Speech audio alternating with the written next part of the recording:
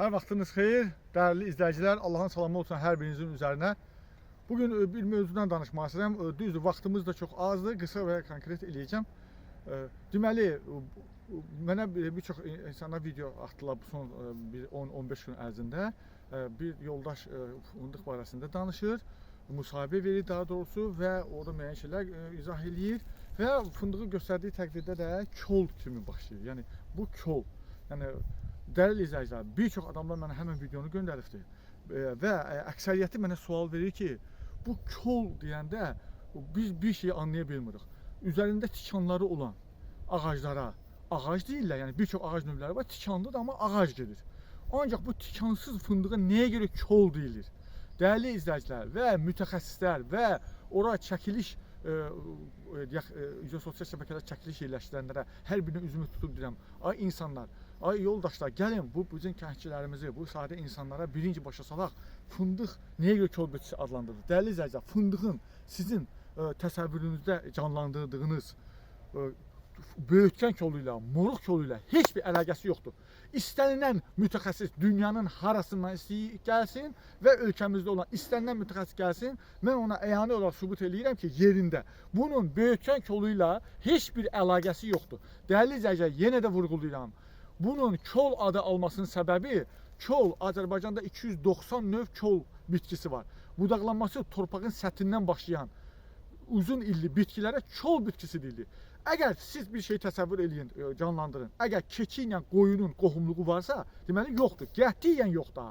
Ördəklə toyuğun, qazla toyuğun qohumluğu var, qətiyyən yoxdur. Amma ev quşudur.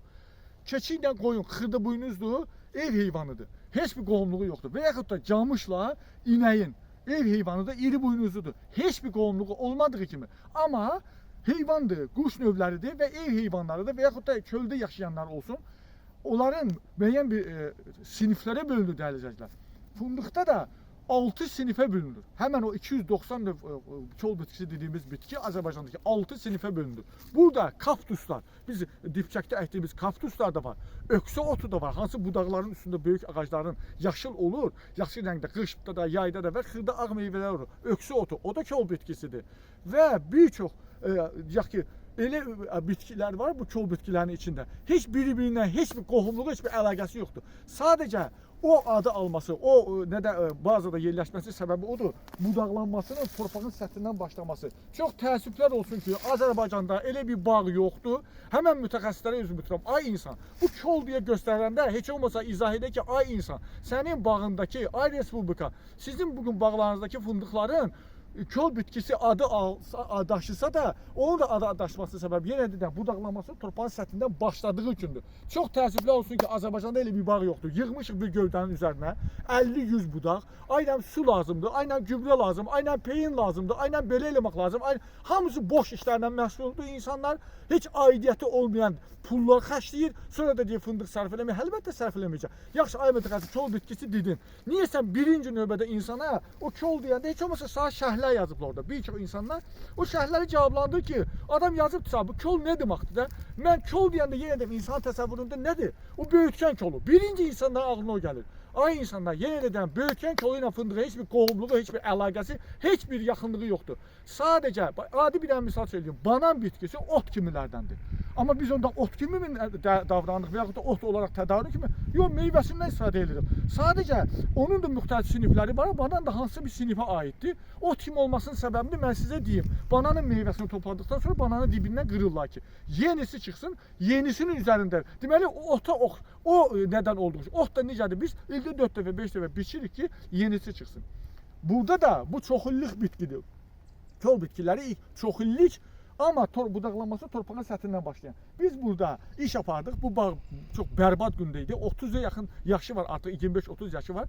Nə eləmişlər? Əkiləndən qalan budaqlar bir-birinə sarmaşıq şəkildə qalmışdı və gənc, orta sinif qəşəng budaqlar kəsilmişdi illər boyu. Çox kəsilmiş, mən belə bir forma almışıq. Çox hər tərəfə baxan budaqlar almışıq və inşallah bu çaçal yerlərin hamısı gözəl olacaq, meyvə gözəl olacaq. Biz onu əvvəlki çəkilişlərimizdə də paylaşırıq. Yenə sizə yaz öncəsi, bundan 2 il, 3 il öncə budaqdığımız bağlardan da paylaşım edəcəyik ki, baxın, biz bu sayəsində, bu işi gördüyümüz sayədə hansı nəticə əldə elədik. Dəyərli izləyicilər, yenə təkrarlayıram. Kol bitkisi deyəndə fındıq ağac kimilərdəndir. ağacaqayın ağacının bazasında yəni yerləşən bir bitkidir. Yəni budaqlanması torpağın səthinə başladığı üçün kol bitkisi adı alır. Yəni bununla ağac kimi də davrana bilərik. Necə bir çox dünya ölkələri artıq ağac kimi davranaraq bir də sıx əkim əldə eləyərək. Yəni məsələn bizim 5 hektarımız varsa, biz 5 hektardakı fındığı 2 hektara yerləşdirərək, düzgün davranaraq, yüksək nəticə əldə eləyərək qalan 3 hektarımızdan dənli bitkilər əkək. Fındığı qatıbsız qardala, qardalını yoncaya. Gedirəm adamın bağına. Adam boş-boş danışır. Ağılda gələni danışır. Ay insan, ya fındığı ək qəşəng səliqəli, düzgün davran, onun da budaqlanmasını əkən ildən. Mənə bir çox rayonlarda Şəkidən, Qaxdan, müxtəlif bölgələrimizdən ağaclar əkirlər. 3 ildə əkmişəm, 4 ildə inansızmı? Fındıq ağacı yerə yapışıb, belə bir dairə cızıb, hamısı bir-birinin içində. Deyirlər elə olmalıdır. Ay insanlar, dünya özünüzə güldürməyin. Əkilən illə düzgün budayın və torpağın səthindən yeni pöhrələr alın. Cavan, gözəl, sağlam budaqlar alın. O əkiləni götürün ikinci, üçüncü il. Həqiqətən kol bitkisi o sinifə aid olsun da. Neyse, mən çox danışmayacağım bu barədə. Yəni yenə də deyirəm, şəhərlərdə də istəsə hər fikrini bildirsin. Fındıq bitkisi, kol bitkisi adını almasının səbəbi fındıq ağacının, bu gördüyümüz bitkinin budaqlaması torpağın səthindən. Çox təəssüf ki, Azərbaycanda da elə bir bağ yoxdur. Çox bərbad gündədir. Gövdənin üzərində saç budaq, torpaqla əlaqəsi kəsilib, bərbad. Qısa da bir şey deyəcəm. Əziz izləyicilər, qışda bağınıza su salmayın. Tamamilə yanlış təcrübədir. Bağınıza göy daş, aynen borda, belə bir şeylər vurmayın. Tamamilə yanlış nədir? Fındıqdan gedir söhbət və yenə deyirəm, bir də kirənc barədə torpağınıza kirənc atmayın. Məndən bu qədər, gələn çəkilişlərimizə qədər.